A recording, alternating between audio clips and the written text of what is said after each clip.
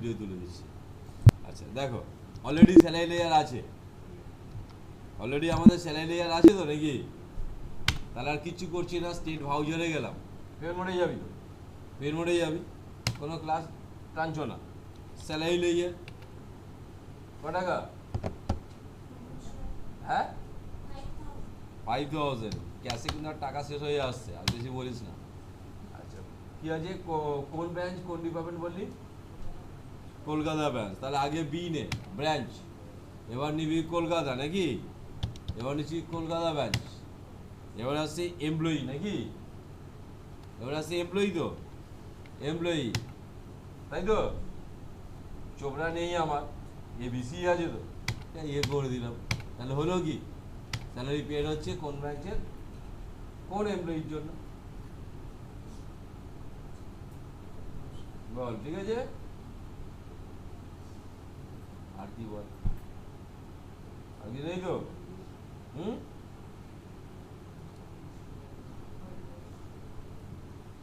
আচ্ছা কটা বাজে? 48।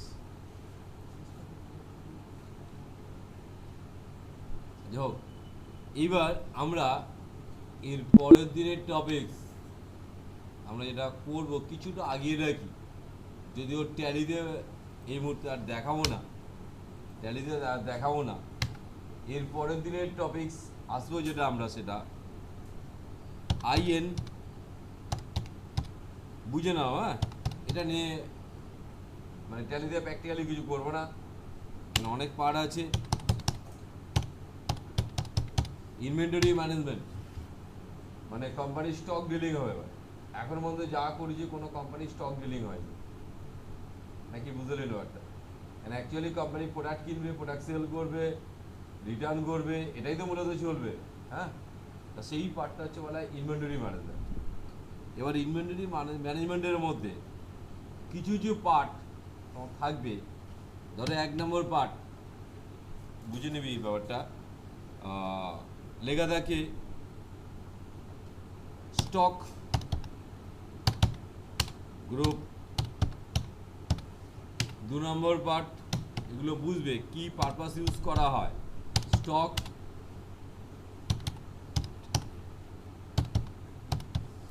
ক্যাটাগরি, একটু জানাও,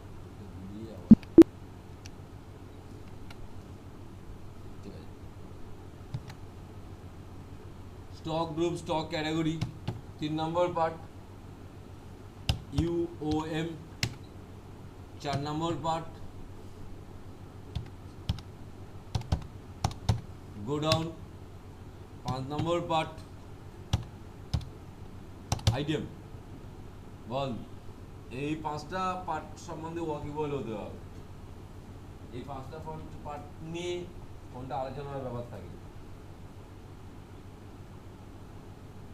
এই 5টা পার্ট নিয়ে কোনটা তোদের আলোচনা, মানে জাস্ট কনসেপ্টটা ক্লিয়ার রাখতে হবে, কোন পার্টটা আলোচনার ব্যাপার থাকবে।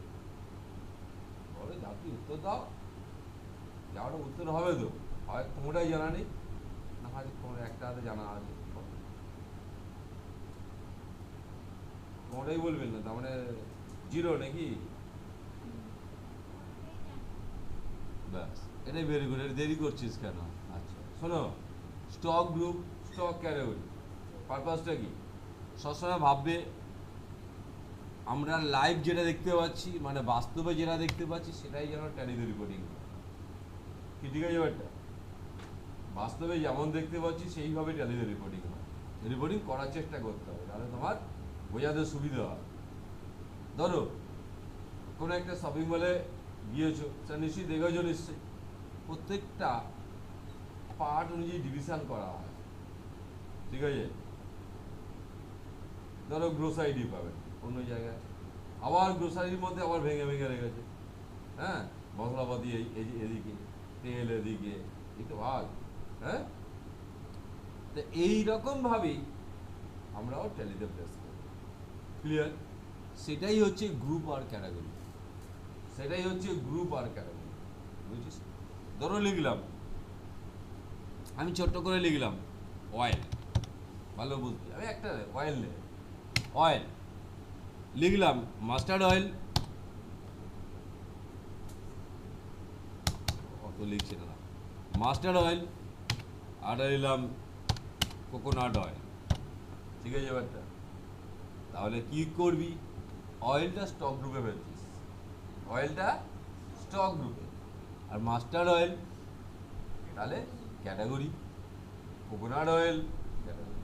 তার লজিকটা তোদের ক্লিয়ার হয়েছে কি? ক্লিয়ার তো? তাহলে এবারে আসছি, এটা গেল স্টক ক্যাটাগরি, গ্রুপ আর ক্যাটাগরি পার্ট। গ্রুপ ক্যাটাগরিতে কোনো সমস্যা নেই তো? এরপর আসি ইউএম। ইউএম কথার অর্থ হচ্ছে ইউনিট অফ মেজারমেন্ট। যখন আমরা কোনো প্রোডাক্ট পারচেস করতে যাই বা সেল করতে যাই, একটা মেজারমেন্ট ইউনিট থাকে।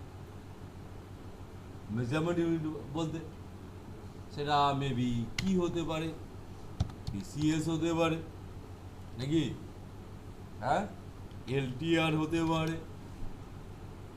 এটা কি বোঝাতে পারছি তোদের? হ্যাঁ, ঠিক তো?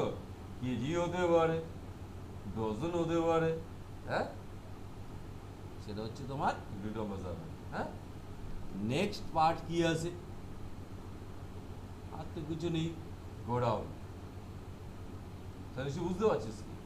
কোম্পানি ওয়্যার হাউস, কোম্পানির স্টকটা কোথায় থাকবে, কোথা থেকে সেল হবে, সেটা হচ্ছে গোডাউন। আর আইটেম মানে অ্যাকচুয়ালি প্রোডাক্টের নাম, অ্যাকচুয়ালি প্রোডাক্টের নাম। ঠিক তো? তাহলে মনে করলাম হ্যাঁ, গোডাউন ধরো মনে করলাম গড়িয়া গোডাউন, এরকম অনেক গোডাউন হতেই পারে নাকি। এবার ধরো সে তেলের ব্যবসা করে, কোনো কোম্পানি হয়তো তেলের ব্যবসা, তখন শুধু তেলের ব্যবসা করে, তাহলে লাস্ট বেসিক প্রোডাক্ট আসবে। অ্যাকচুয়ালি যে তেলগুলো হয় ম্যাক্সিমাম এখন সব পাউচ প্যাক, তাই তো? তাহলে এরকমভাবে প্রোডাক্টে লেখা থাকবে, ধরো লেখা থাকে ফরচুন, ফরচুন, একদম এরমভাবেই তোমার ভাষার মতো তৈরি করে নেবে, ফরচুন। ঠিক আছে, 1 লিটার ফরচুন 1 লিটার। ঠিক আছে, এম অয়েল, মাস্টার্ড অয়েল, তাহলে এটা কিন্তু প্রোডাক্টের নাম। ফরচুন 1 লিটার কোকোনাট অয়েল, বুঝতে পারছি কি?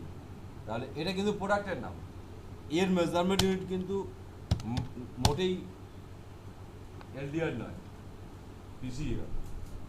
এলডিআর বলতে কি, সেই ইয়ে নিয়ে বিক্রি হবে নাকি, কি নিয়ে বলে, সেই কাঁপানা কি নিয়ে বিক্রি হয়, বুঝলেন না কথাটা?